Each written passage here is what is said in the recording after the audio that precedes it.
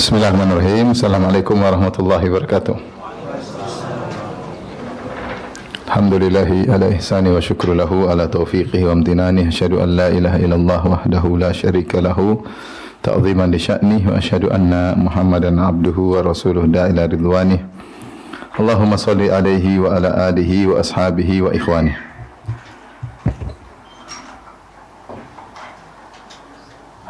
Hadirin dan hadirat yang dirahmati Allah Subhanahu wa taala, kita lanjutkan bahasan kitab Mukhtasar Ad-Da' wad-Dawa karya Ibnu Qayyim rahimahullahu taala. Kita masuk pada pembahasan berikutnya, halaman 59. Faslun asyirku fil af'ali wal aqwali wal iradat wan niyyat. Pasal tentang syirik terkait dengan perbuatan-perbuatan hamba, terkait dengan perkataan-perkataan hamba, terkait dengan kehendak-kehendak hamba, terkait dengan niat-niat hamba. Fadhal. طيب بسم الله. قال المؤلف الشيخ العلامة ابن القيم الجوزية رحمه الله تعالى. Ibnu Qayyim al-Jauziyah. Ibnu Qayyim al-Jauziyah. Enggak, kalau Ibnu Qayyim aja. Kalau enggak pakai alif lam, Ibnu Qayyim al-Jauziyah. Kalau pakai alif lam, Ibnu Qayyim ta'. طيب. Ada dua. جزاكم الله خير يا أستاذ. ابن القيم رحمه الله تعالى. فصل الشرك في الأفعال والأقوال والإرادات والنيات، ويتبع هذا الشرك به سبحانه ويتبع هذا الشرك به سبحانه في الأفعال والأقوال والإرادات والنيات. فالشرك في الأفعال كالسجود لغيره والطواف بغير بيته وحلق الرأس عبودية وخضوعا لغيره، وتقبيل الأحجار غير الحجر الأسود، وتقبيل القبور واستلامها والسجود لها. ولقد لعن النبي صلى الله عليه وسلم من اتخذ قبور الأنبياء والصالحين مساجدا يصلى لله فيها، فكيف بمن اتخذ القبور أوثانا ya'buduha min dunillah. Mengikuti syirik di atas, maksudnya syirik fil ibadat. Karena syirik terbagi dua. Syirik pertama terkait dengan zat Allah, sifat-sifatnya yang sudah kita bahas pada pertemuan lalu. Yang kedua syirik terkait dengan ibadat, itu perbuatan hamba, muamalahnya dengan Allah Subhanahu wa taala. Maka syirik dalam ibadat maka terkait dengan perbuatan hamba, ya, fil af'al maksudnya af'alil ibad, perbuatan hamba. Kemudian fil aqwal, yaitu perkataan-perkataan hamba yang mengandung konten-konten kesyirikan. Wal iradat, dan juga kehendak-kehendak hamba ketika beramal soleh yang juga dinilai syirik. Dan niat hamba ketika beramal soleh yang juga dinilai syirik.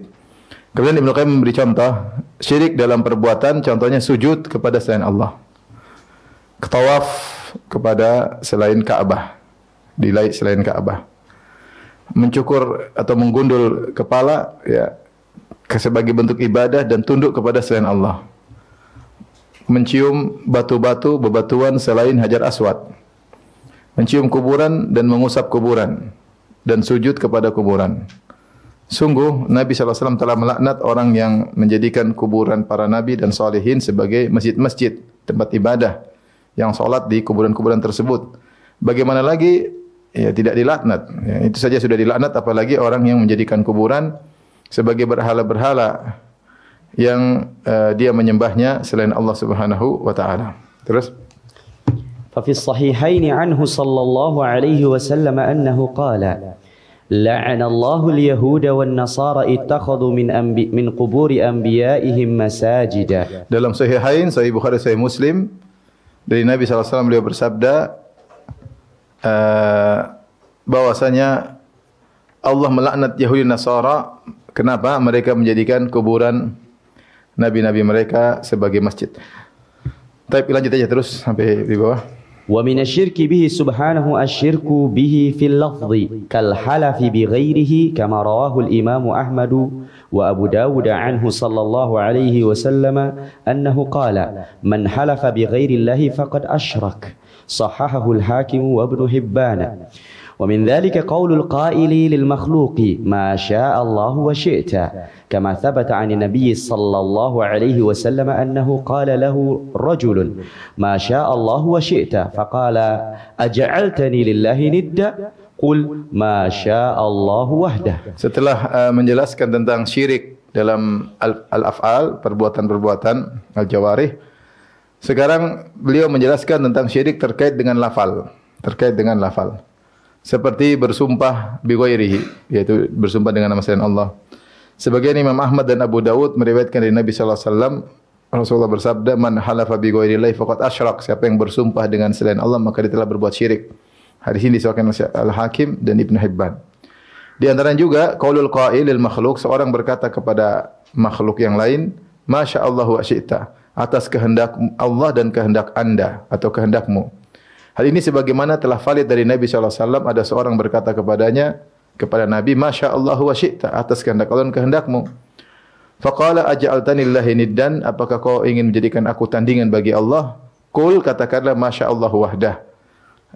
Atas kehendak Allah semata. Baik, ini af'al dan alfaz selesai. Sekarang lanjut tentang iradat dan niat. وأما الشرك في الإرادات والنيات فذلك البحر الذي لا ساحل له وقل من ينجو منه فمن أراد بعمله وقل من ينجو jangan man ini bukan Al-Quran ya. Nah. Jadi kalau kita tajwid baca Al-Quran, kalau biar dibedakan antara Al-Quran dengan selain apa? Al-Quran. Nah. Jadi kita baca waqalla man yanju minhu. Jazakumullah khair. وقل من ينجو منه فمن أراد بعمله غير وجه الله أو نوى شيئا غير التقرب إليه وطلب الجزاء منه فقد أشرك في بيته وإرادته. والإخلاص أن يخلص لله في أقواله وأفعاله وإرادته ونيته.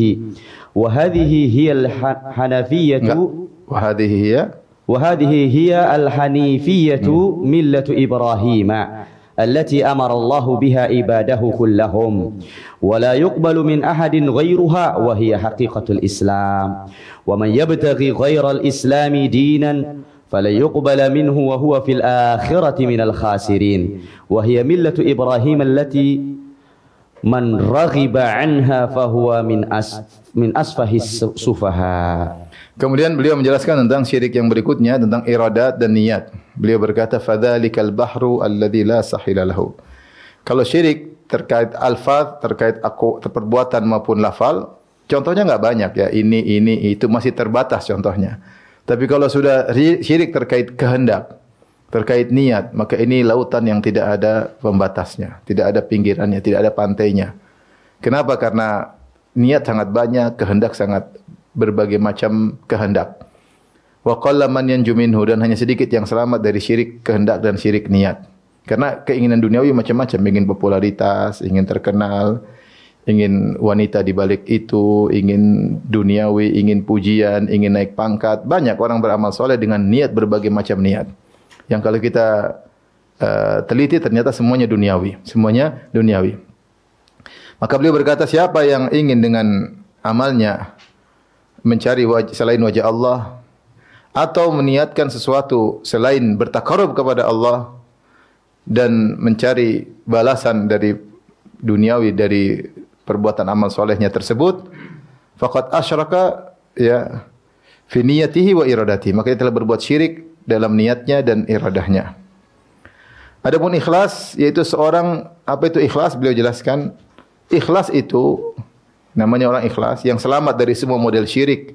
Syirik perbuatan, syirik perkataan, syirik kehendak, syirik niat.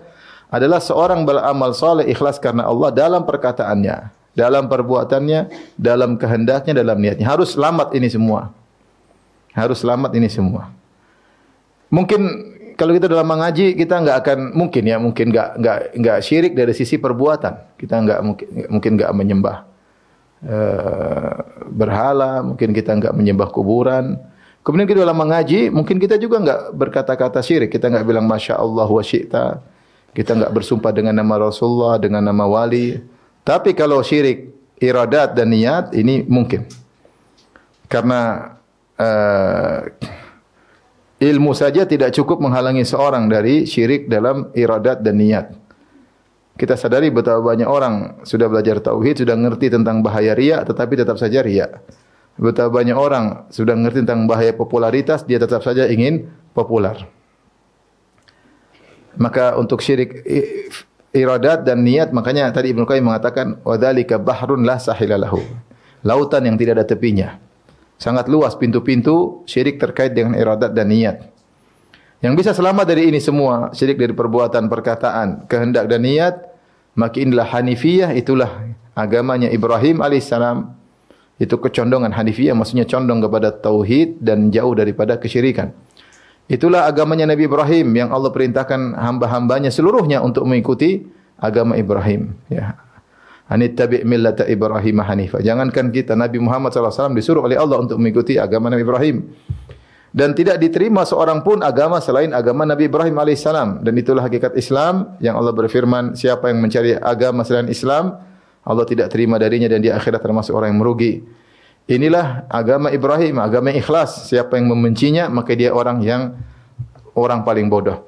Tapi perhatikan, saya sudah tulis dari pagi ya, tentang macam-macam syirik. Perhatikan, syirik fil af'al nomor 1, kedua syirik fil aqwal, di layar yang ketiga syirik fil iradat, yang keempat syirik fil niyat.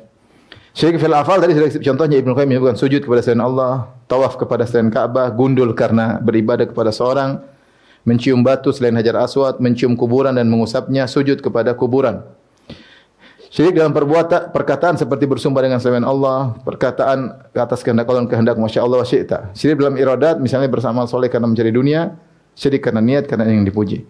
Tapi sekarang kita ingin bahas poin-poin yang disebut Ibnu Qayyim terkait dengan syirik dalam perbuatan, yaitu pertama sujud kepada selain Allah, yang kedua tawaf pada selain Ka'bah, yang ketiga gundul karena ibadah, yang keempat mencium selain Hajar Aswad, gandengannya mencium kuburan, apalagi sujud kepada kuburan. Ini 6 poin.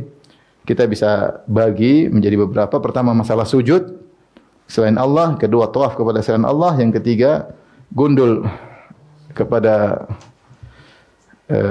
bukan karena Allah, dan yang berikutnya mencium atau mengusap selain Hajar Aswad. Tapi pertama kita bahas tentang sujud kepada selain Allah. Sujud kepada selain Allah. Apakah kalau seorang sujud kepada selain Allah otomatis dia musyrik? Jawabannya tidak. Menurut pendapat yang benar, sujud itu secara otomatis tidak kepada selain Allah tidak menjadikan seorang musyrik, karena sujud terbagi menjadi 2. Kelihatan enggak ibu-ibu? Bisa enggak bisa? Yang lain bisa. Terus bagaimana? Enggak adil dong. Belajar adil dong. Terbatas. Hah? Di HP bisa? Ya udah, ibu buka HP ya. Sujud kepada Allah yang pertama disebut dengan sujud ibadah. Ya. Sujudul ibadah. Yang kedua sujud penghormatan. Sujud tahiyah.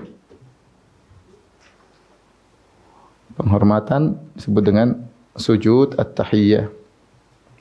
Sujud ibadah maksudnya adalah sujud yang disertai dengan pengagungan dan ketundukan kepada yang disujudi, yaitu disertai pengagungan dan ketundukan kepada yang disujudi. Kepada yang disujudi. Makanya Ibnu Taimiyah rahimahullah ketika menyebut tentang definisi ibadah, dia mengatakan yaitu yang yajma' ghayatul dhul wa ghayatul mahabbah, yang mengumpulkan antara puncak kecintaan dan puncak penghinaan diri. Kalau ada dalam hati seorang seperti itu, dia benar-benar mencintai, dia benar-benar pengagungan, itulah apa? Itulah ibadah. Itulah ibadah ya. Kalau sujud seperti ini, yaitu ada ghayatu al-hub wa ghayatu adz-dzul, yaitu puncak cinta, kecintaan, dan puncak penghinaan diri. kerendahan diri, maka inilah syirik, ya, syirik jika ditujukan kepada selain Allah. Tujukan kepada selain Allah. Seperti orang sujud kepada Bunda Maria misalnya. Seperti orang sujud kepada patung Nabi Isa misalnya, sujud kepada berhala. Ya, ini biasanya disertai dengan puncak ketundukan dan puncak kecintaan, penghinaan diri kepada dirinya. Adapun sujud tahiyah yaitu sekedar penghormatan tanpa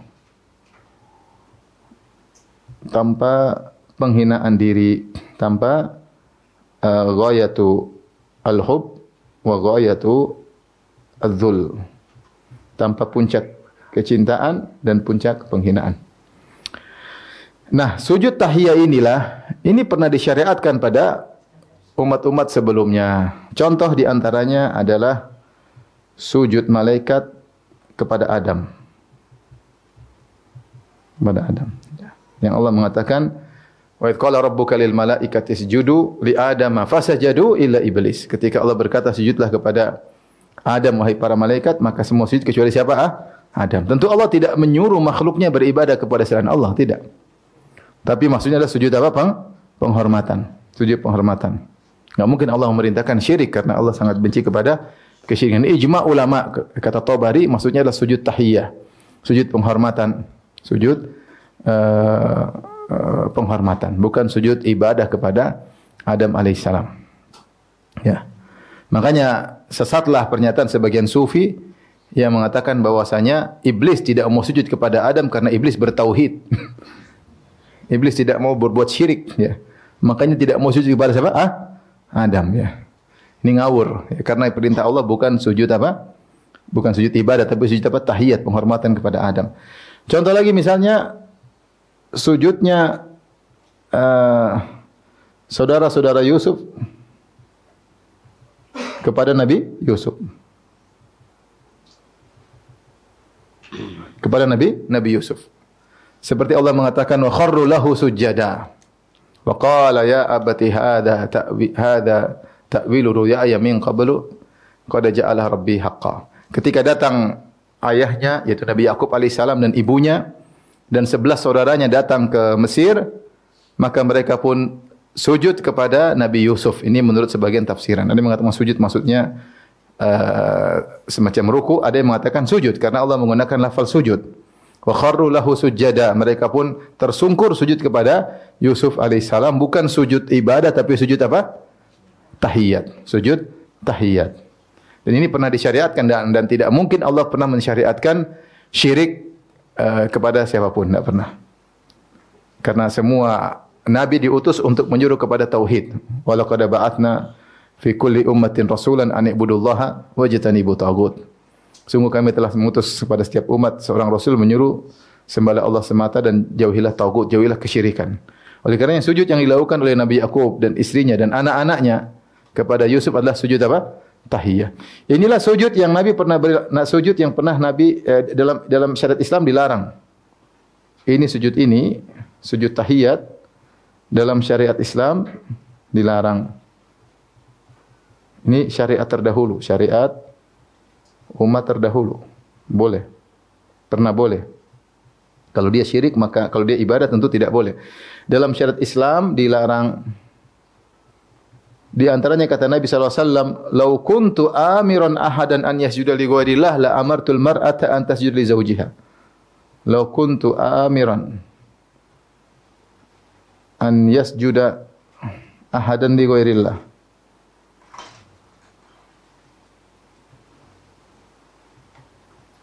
Dan seterusnya. Kata Nabi, kalau saya boleh menyuruh seorang sujud kepada selain Allah, maka saya akan perintahkan seorang wanita sujud kepada suaminya. Sujud apa yang dimaksud ibu-ibu? Sujud ibadah, sujud tahiyat. Sujud tahiyat. Enggak mungkin Rasulullah bilang kalau saya boleh menyuruh seorang sujud syirik, maka saya akan suruh wanita sujud kepada suaminya. Tapi maksudnya adalah sujud penghormatan.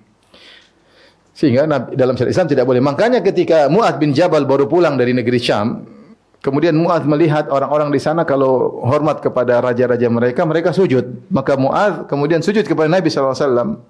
Yaitu Mu'adz memandang Nabi lebih utama untuk disujudi. Maka dia pun sujud kepada Nabi SAW. Maka Nabi larang. Nabi bilang hadis ini. Kalau saya boleh menyuruh seorang untuk sujud kepada selain Allah, saya suruh seorang wanita sujud kepada suaminya.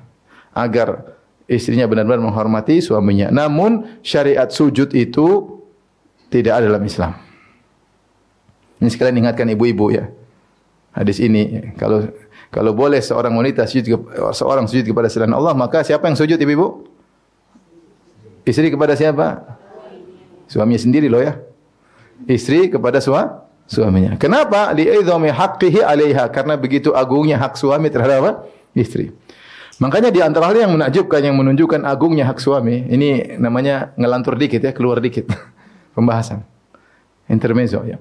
Di antara agungnya hak suami terkait dengan hadis ini, maka kalau suami meninggal, iddahnya panjang, 4 bulan 10 hari.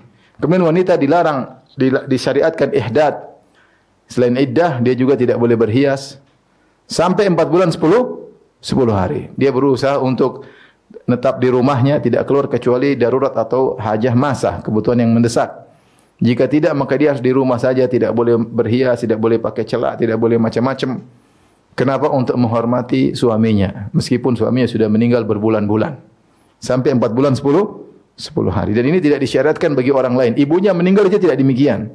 Bapaknya meninggal pun dia tidak boleh demikian. Anaknya meninggal dia tidak boleh demikian. Kakaknya meninggal tidak boleh demikian. Yang dia disyariatkan demikian jika yang meninggal siapa? Suaminya. Kenapa demikian? Agar dia tahu tentang besarnya, agungnya hak suami terhadapnya. Ini sebagian ibu-ibu, suami orang meninggal dia menangis. Ada artis suaminya meninggal, ibu-ibu pada nangis. Suaminya sendiri masih hidup, diomelin. Jadi harus ingat bahwasanya begitu agungnya hak suami sampai Rasulullah berkata, seandainya saya boleh menyuruh seorang sujud tahiyat kepada manusia, saya akan suruh seorang wanita sujud kepada suaminya. Ini sekedar mengingatkan kepada para ibu-ibu agar kalau mengaji dampaknya sesuai dengan ilmunya. Semakin mengaji semakin berakhlak mulia, semakin mengaji harusnya semakin patuh sama suami. Taib. Jadi kita tahu sujud ternyata ada dua, sujudul ibadah dan sujud tahiyat. Ya. Yang dimaksud Ibnu Qayyim maksudnya sujud ibadah, yang merupakan syirik kepada Allah adalah sujud apa? Ibadah. Ya. Dan secara zahir kita mungkin nggak bisa lihat ada orang yang sujud ke kuburan. Apakah dia syirik? Kita bilang Allah alam. Tapi itu perbuatan haram dalam syariat Islam.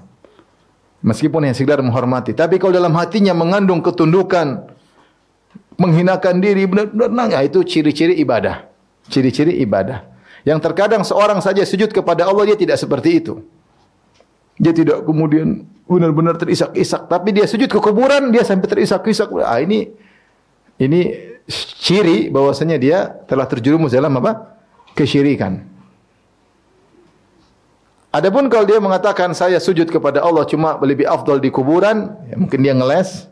Atau memang benar demikian, dia sujud kepada Allah namun menurut dia lebih afdal di kuburan, mereka bid'ah. Ini apa? Bid'ah, tapi sangat berbahaya karena nyerempet syirik. Tapi maksud saya ingin menyampaikan tidak otomatis serta-merta kalau ada orang sujud di kuburan kemudian kita bilang apa? Musyrik, tergantung kondisinya.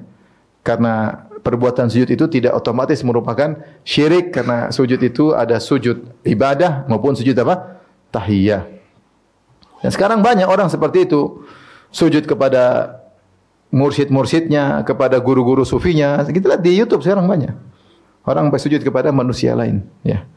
Kalau sampai ada pengagungan, sampai benar-benar kecintaan, kafir, syirik berarti.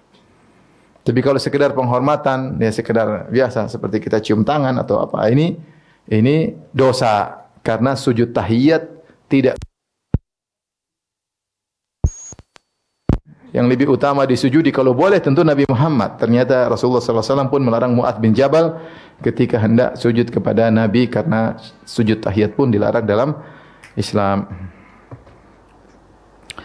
Tapi kemudian di antara syirik yang disebutkan tawaf. Jadi kita kembali. Jadi kalau demikian, jika demikian maka sujud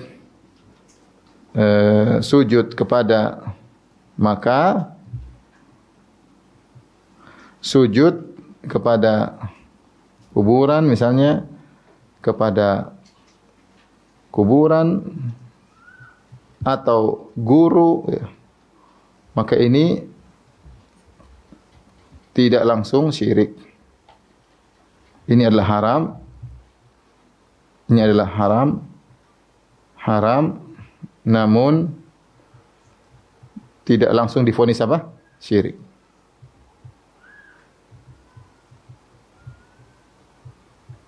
Meskipun sangat berbahaya, tapi dia sepakat haram dalam syariat Islam.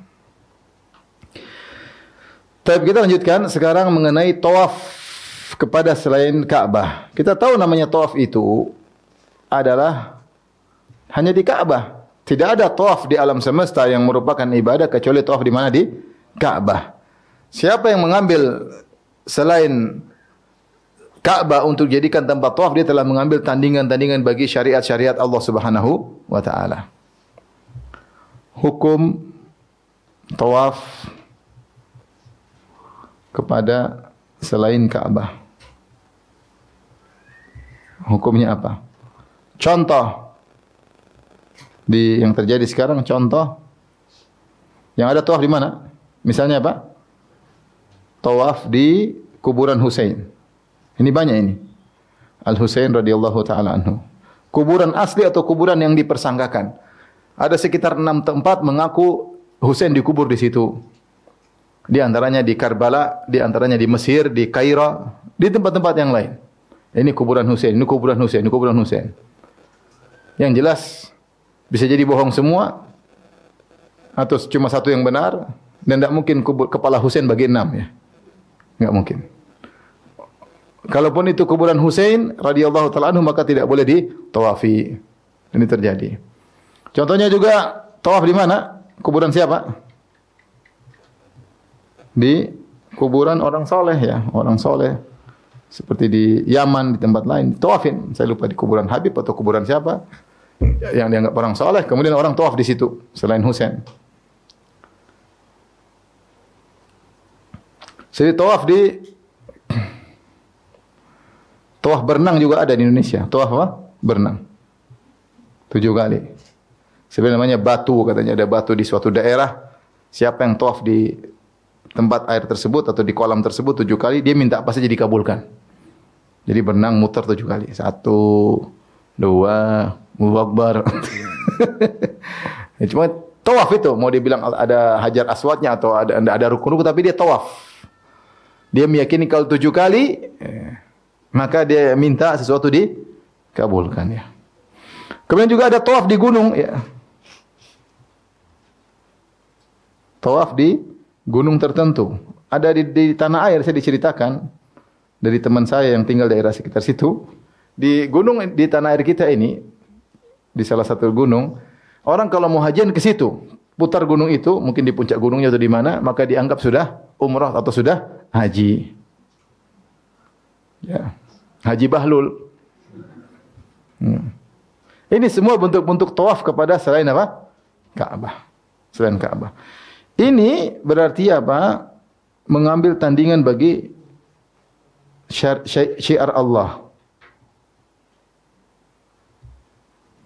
Bagi syiar Allah. Seperti siapa? Seperti Abraha yang ingin bikin tandingan bagi apa? Ka'bah. Seperti Abraha yang ingin bikin tandingan bagi Ka'bah. Makanya Abraha membangun gereja Al-Qulais. Dia bangun di Son'a tinggi karena dia hasad kepada orang-orang Arab, di mana orang-orang Arab datang dari berbagai penjuru untuk tawaf di Ka'bah, maka dia bikin tandingan untuk memalingkan orang-orang agar tidak hanya pergi ke Mekah, tapi juga pergi ke Yaman untuk mengunjungi gereja Al-Qulais. Maka ada seorang Arab yang jengkel, dia pun beol di situ. Akhirnya Abraha ngamuk, maka dia bawa banyak gajah untuk mencungkil Ka'bah, niat dia seperti itu. Tapi tujuan dia pertama kali untuk menyaingi apa? Ka'bah. Padahal Ka'bah adalah syiar Allah Subhanahu wa taala. Ya. Syiar Allah Subhanahu wa taala. Sama seperti para ulama mengatakan di antara syiar Allah adalah masjid-masjid. Tempat beribadah, tempat berdoa, wa annal masajida lillahi. Masjid adalah milik Allah. Fala tad'u ma'allahi ahadan, maka jangan berdoalah kepada selain Allah bersama Allah. Kemudian orang-orang bikin saingan-saingan bagian masjid. Kuburan-kuburan, dibikin kubahnya, dibikin halamannya, ditaruh Quran-Quran di situ. Kalau datang ke kuburan salat tahiyatul kuburan ya. Jadi jadilah adrihah, yaitu bangunan-bangunan kuburan yang besar-besar, saingan bagi syiar Allah. Saingan bagi syiar Allah. Ini bahaya sendiri, bahaya tersendiri. Mengambil tandingan bagi syiar-syiar Allah Subhanahu wa taala. Adapun hukum pelakunya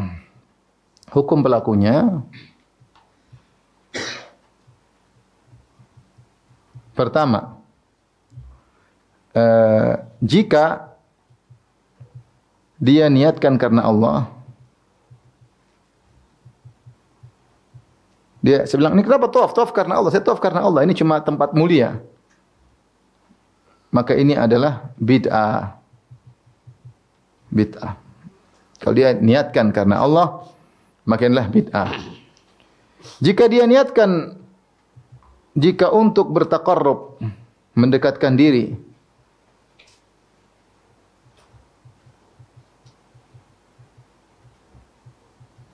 kepada penghuni kubur, maka ini syirik akbar. Apalagi disertai, bagaimana dia tahu? Buktinya kalau dia lagi tawaf, kemudian dia minta-minta kepada penghuni kubur, ya penghuni kubur, sembuhkan aku, sembuhkan aku. Saya menonton di YouTube. Ada seorang Habib mengajarkan kalau minta-minta kepada Habib Fulan bin Fulan. Mesti mudah mayat ini mayat. Kenapa kita tidak pilih Abdul Qadir Jailani atau tidak pilih Abu Bakar, misalnya tidak pilih ulama-ulama lain? Kata dia bilang, ini yang paling cepat kalau dipanggil. Subhanallah. Bahlul ya. Ini yang paling cepat dipanggil. Ini ngajarin orang syirik untuk hatinya terikat kepada wali-wali yang sudah mati tersebut. Subhanallah. Kenapa Abu Bakar tidak cepat dipanggil? Apakah kedudukan Abu Bakar lebih rendah daripada Habib tersebut? Abu Bakar, Umar, Uthman, Ali. Bahkan Hasan Hussein juga enggak. Semua. Kemudian Habib ini. Berlebih-lebihan. Sebagian orang begitu memuliakan nenek moyangnya agar dia juga menjadi apa? Mulia. Ini modus namanya. Apa? Modus. Subhanallah. Orang harusnya kalau dalam kondisi terdesak, Allah berfirman, amma yujibul muttarra idza da'ah. Siapa yang mengabulkan permintaan seorang yang terdesak ketika dia berdoa? Siapa? Allah. Ini malah terdesak minta kepada mayat-mayat. Ada lagi yang mengatakan, maksud kami kalau kita bilang, ya Habib Fulan, tolong kami. Maksudnya itu bukanlah minta tolong sama Habib, tapi maksudnya itu ada takdirnya, ada maksudnya. Maksudnya itu, ya Habib Fulan, tolong sampaikan kepada Allah agar sembuhkan saya. Cuma dalam bahasa Arab supaya diringkas, kita bilang, ya Habib Fulan sembuhkan saya. Apa orang awam seperti itu pahamnya? Ini muter-muter, jelas orang awam kalau bilang, ya Habib Fulan, dia itu tujuannya ke situ, hatinya ke situ, bukan ke Allah lagi. Bukan maksud saya. Itu namanya ngeles. Orang awam enggak ada gitu-gitu, dia ngerti. Maka dia tadi bilang, yang paling cepat dipanggil Habib ini, kok panggil dia? Ya berarti kan memang ditujukan kepada apa? Habib. Ini nanti namanya majas inilah. Mereka pelintiri. Ketika seorang manggil, ya Wali Fulan, ya Abdul Qadir Jailani, hatinya memang kepada Abdul Qadir Jailani.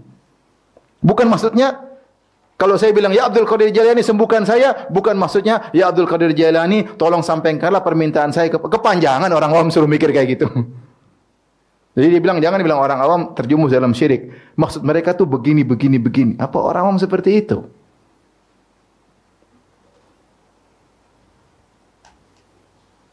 Dia tujuannya kepada memang yang ditujui, dia sebut namanya. Jangan kita mau pelintiri syirik. Nanti kita kalau pergi ke Nabi Isa, ya Isa. Oh maksudnya, ya Isa sembuhkan aku. Oh, orang Nasrani juga kita bisa ngeles. Orang Nasrani maksudnya, wahai Isa, sampaikan kepada bapakmu, kan bisa begitu.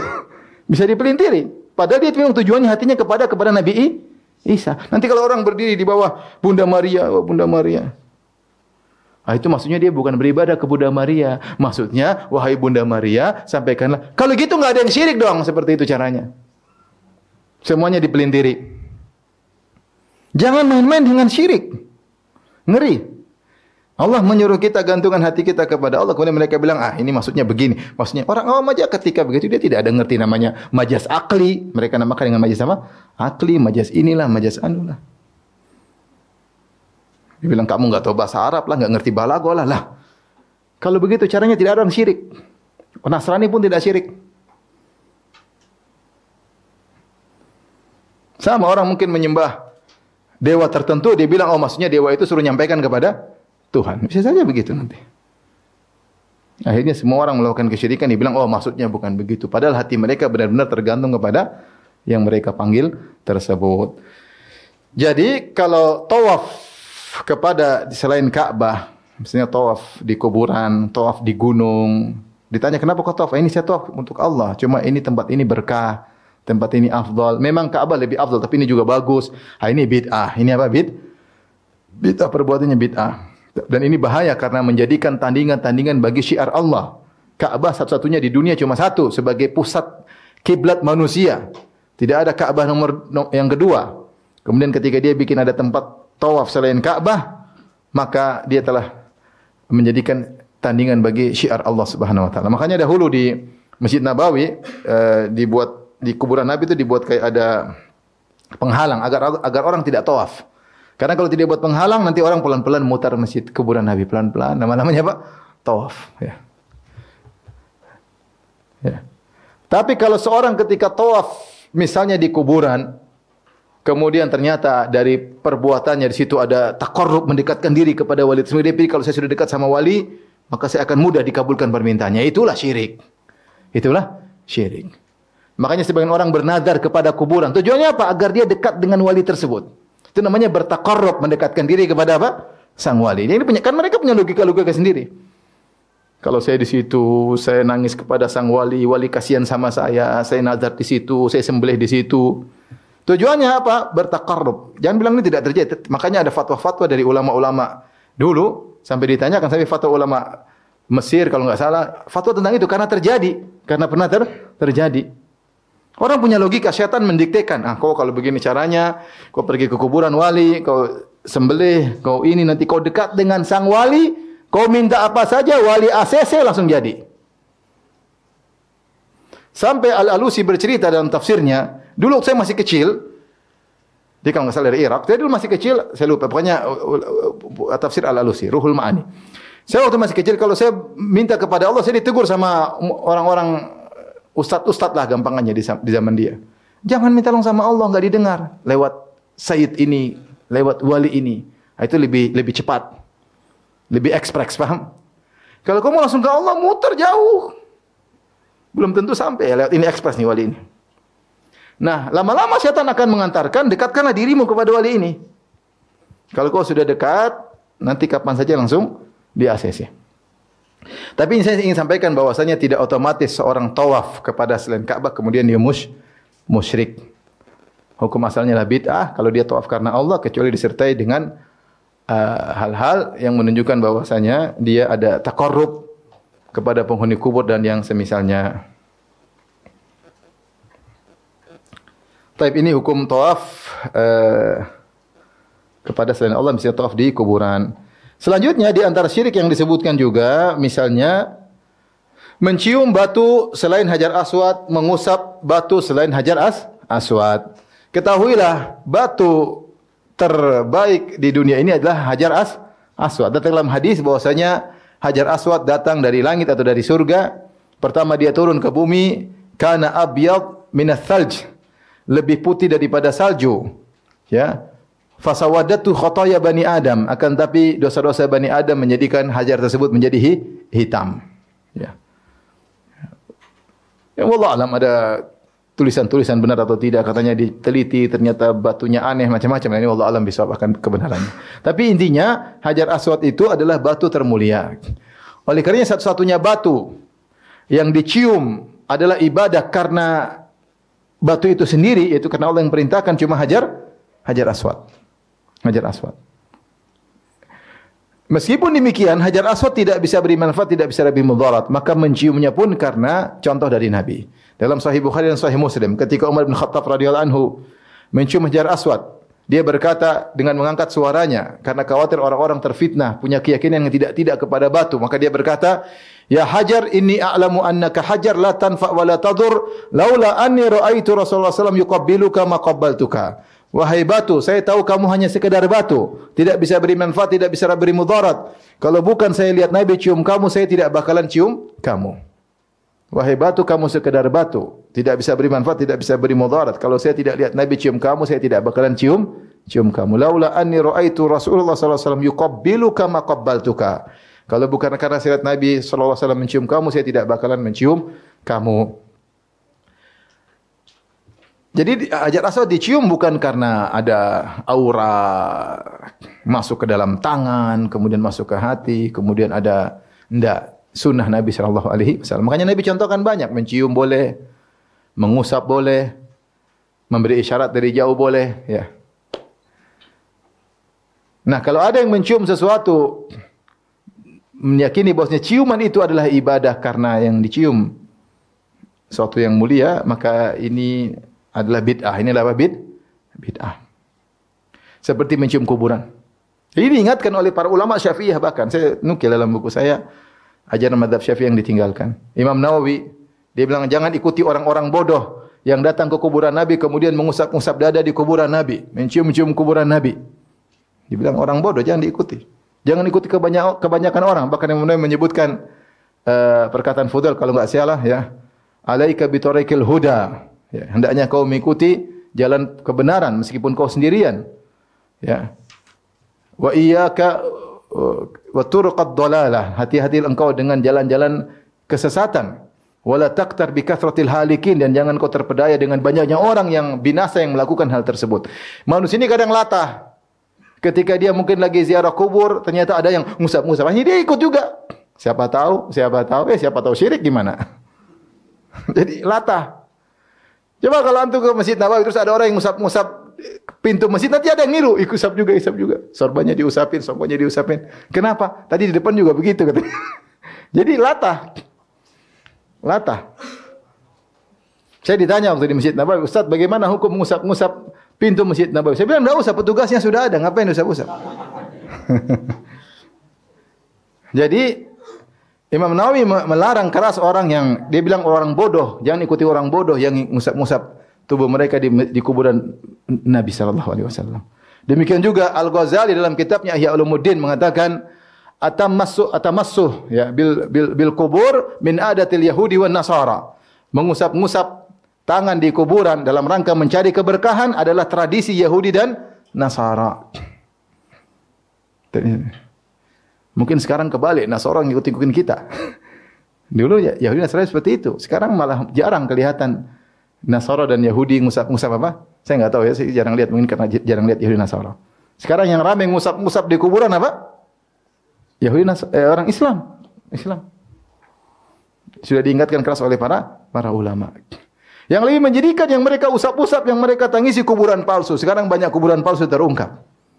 Luar biasa. Kemana tangisan mereka, kemana usapan mereka, kemana keberkahan yang mereka harapkan, ternyata palsu. Dulu sempat ada ustaz cerita ada kuburan tiba-tiba muncul di tengah hutan. Dipagarin kuburan tersebut, tiba-tiba naik sendiri. Nanti turun sendiri. Orang nangis itu, lempar duit, nangis, berdoa, minta-minta. Ternyata ketahuan kuburan palsu. Ada orang mompa dari jauh. Sekarang banyak terungkap kuburan palsu. Itu mereka cari duit. Kebodohan orang dimanfaatkan. Ya mungkin orang Islam ya mungkin di tanah air baik-baik, husnudzon ya. Tapi karena kebodohan sebagian mereka dijadikan bahan untuk mendapatkan uang, memakan uang dengan harta dengan cara yang batil. Wala ta'kulu amwalakum bainakum bil batili. Jangan kalian makan harta di antara kalian dengan cara yang batil. Di antara dengan membodohi masyarakat, dibohongi dengan kuburan-kuburan palsu. Kuburan asli aja enggak boleh. Jangankan kuburan asli, kuburan Nabi Muhammad sallallahu alaihi wasallam, manusia terbaik di alam semesta. Tidak boleh diusap-usap. Itu kebiasaan orang Syiah. Saya lihat sendiri waktu di kuburan Baqi, orang Syiah ambil pasir. Dia tahu ini kuburan berkah, keberkahnya nyambung sampai ke pasir-pasir. Pasirnya diambil. Bahkan saya tulis dalam buku saya 33 banyolan akidah Syiah. Di antara obat adalah dengan makan pasir di kuburan orang soleh. Mungkin 3 sendok sehari, wallahu alam. Itu kebiasaan orang Syiah, kemudian diikuti oleh orang Islam. Sampai sebagian orang Syiah bangga, kami dengan Sufi sama sebenarnya. Kami ada kesamaan. Jangan mencela kami ada kesamaan di YouTube. Ya. Maka kita orang Islam jaga kemuliaan Islam, jaga bahwasanya yang syiarnya Allah yang satu-satunya batu dicium cuma Hajar Aswad. Yang boleh dituafi cuma apa, Kak?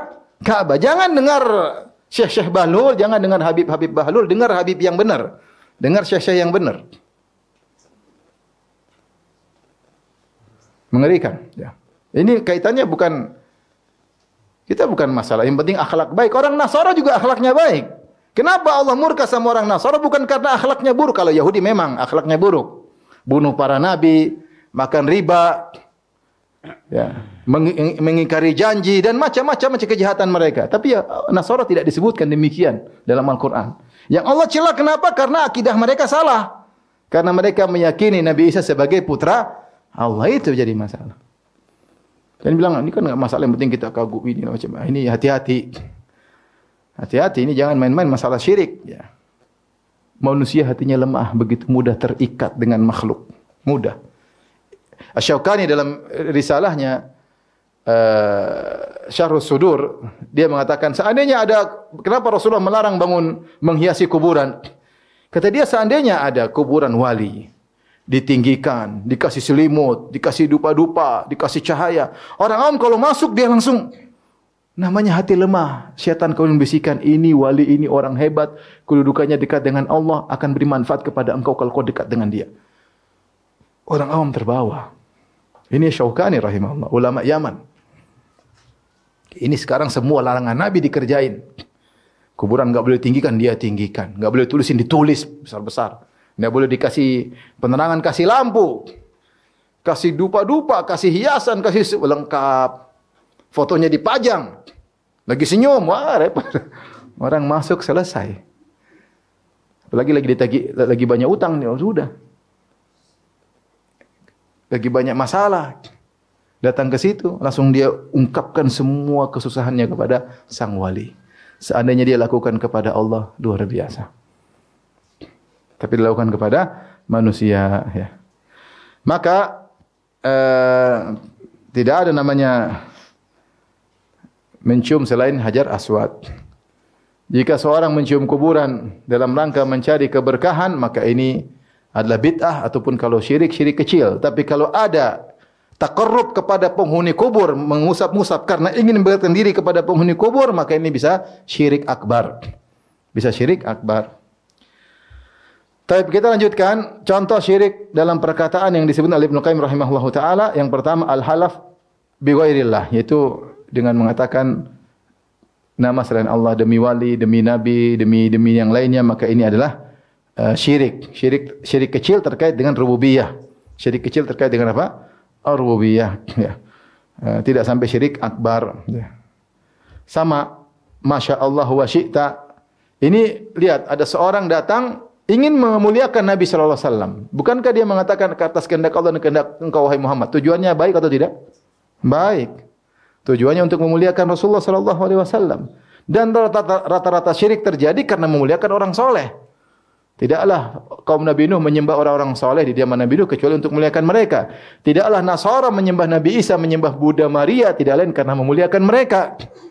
Namun kalau pemuliaan tersebut melewati batas, maka ini syirik kepada Allah. Maka ketika ada seorang sahabat berkata, dan dia tidak maksud bahwasanya Nabi Muhammad mengatur alam semesta, tidak.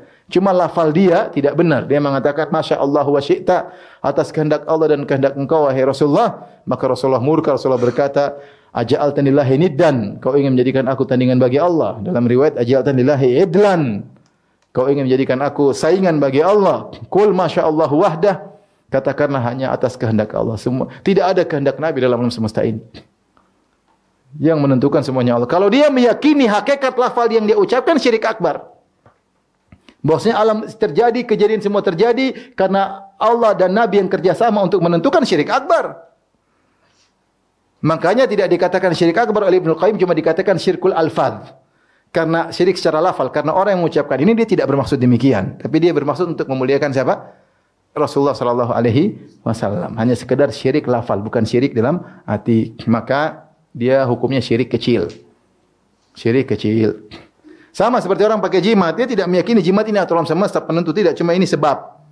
Sebab supaya Allah memberikan keberkahan lewat jimat ini. Ini contoh syirik dalam perkataan. Dan syirik dalam perkataan banyak. Selainnya misalnya apa? Menyandarkan keberhasilan kepada sebab. Ya. Kalau bukan karena dokter mungkin saya sudah meninggal. Karena bukan polisi mungkin saya sudah dibunuh oleh penjahat. Dan ini juga syirik alfaz. Syirkul alfaz. Syirik terkait dengan lafal karena dia tidak bermaksud hakikat apa yang dia ucapkan. Kalau dikorek-korek dia akan bilang yang tentunya semua Allah. Ya. Tentunya semua adalah karena Allah Subhanahu wa taala. Kemudian berikutnya fil ibadat wa niyat, syirik dalam iradat dan niat, syirik dalam kehendak dan dalam niat. Taib, syirik dalam iradat dan niat ini terkait dengan keinginan duniawi, dan keinginan duniawi sangat luas, sangat luas. Kita bahas sekarang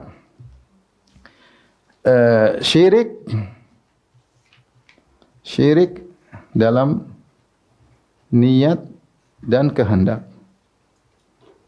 Kenapa Ibnu Qayyim mengatakan niat wal iradat bahrun la sahila lahu, lautan tidak bertepi? Kenapa demikian? Karena dunia itu, ini kehendak maksudnya cari dunia. Karena dunia itu macam-macam ya. Karena niat duniawi itu luas, banyak dan variatif. Varian-variannya banyak. Ya. Jadi banyak sekali. Makanya contoh. Misalnya karena riya. Karena riya. Riya itu apa? Ingin dipuji. Ingin dipuji. Atau ingin dapat kedudukan di hati orang lain, di hati manusia. Ini yang disebutkan oleh para ulama. Riya itu tolabul manzilah, mencari kedudukan kita di hati orang. Itu namanya riya. Bisa dengan riya, bisa dengan sum'ah. Itu riya atau sum'ah ya. Memperlihatkan atau mendengarkan. Tujuannya apa? Agar orang itu, oh ternyata itulah sebut riya atau sum'ah. Menampakkan amal soleh atau menceritakan amal soleh. Tujuannya apa? Tolabul manzilah fi qulubin nas. Ya. Talabul manzilah fi qulubin nas. Ingin mencari kedudukan di hati manusia supaya diakui. Kalau bahasa kita gampangnya supaya dihormati, diakui, dihormati. Ini semua riya. Ini aja bentuknya ribuan. Begini cerita ini, bikin ini, itu semua. Itu namanya riya atau sum'ah. Ini aja kalau kita mau cerita contohnya sangat banyak. Di antara duniawi misalnya ini yang kedua, selain riya atau sum'ah. Ini juga banyak, misalnya supaya naik pangkat, pencitraan, menang pilkada. Apa lagi?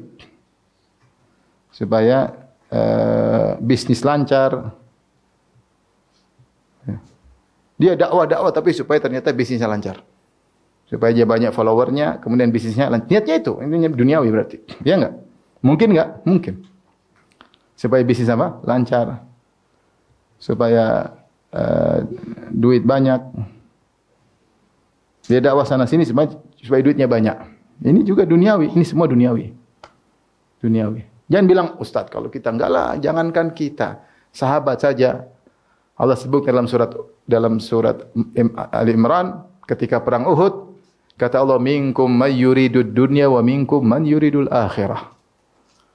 Ya, ketika sahabat sebagian terluka, ada yang meninggal ketika kaum muslimin kalah dalam perang Uhud. Allah jelaskan, wa asaitum mim ba'di ma arakum ma tuhibbun. Kalian telah bermaksiat kepada Allah setelah Allah tampakkan apa yang kalian kehendaki. Itu kemenangan di awal.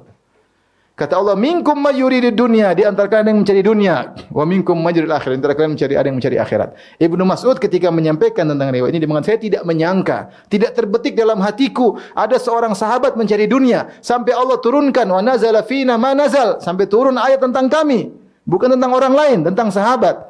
Allah berkata, di antara kalian, murid-murid Nabi langsung, ada yang niatnya cari apa? Dunia. Dan di antara kalian ada yang mencari akhirat. Tapi kata Allah, wala qad afa ankum, Allah telah ampuni kalian.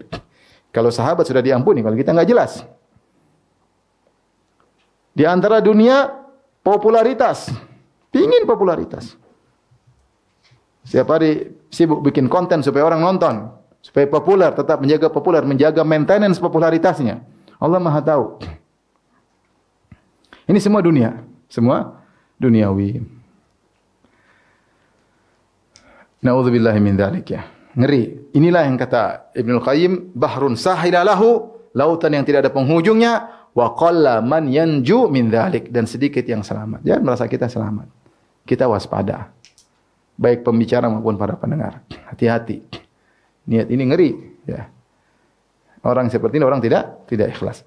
Bedanya apa antara nomor 1 dengan nomor 2? Kalau nomor 1 meski 1% pahala gugur. Karena riya itu 1% aja pahala gugur. Dia tidak. Tapi kalau yang duniawi selain riya, jika mendominasi baru pahala gugur.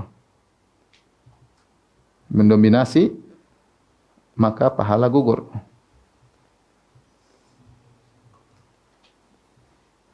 Jika tidak mendominasi, niat akhirat masih mendominasi, tidak mendominasi niat akhirat,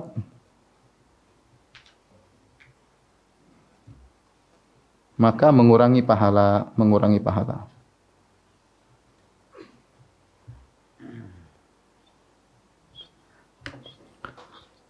Jadi ikhwan dan akhwat, hidup ini yang penting kita bisa beribadah, kehidupan duniawi keluarga nyaman, tidak perlu terkenal. Terkenal juga repot. Ya sudah, yang penting hidup keluarga nyaman, istri anak nyaman. Tidak semua kita lagi nyaman, di videoin, kasih tahu orang. Lagi bikin rumah baru, videoin, kasih tahu orang.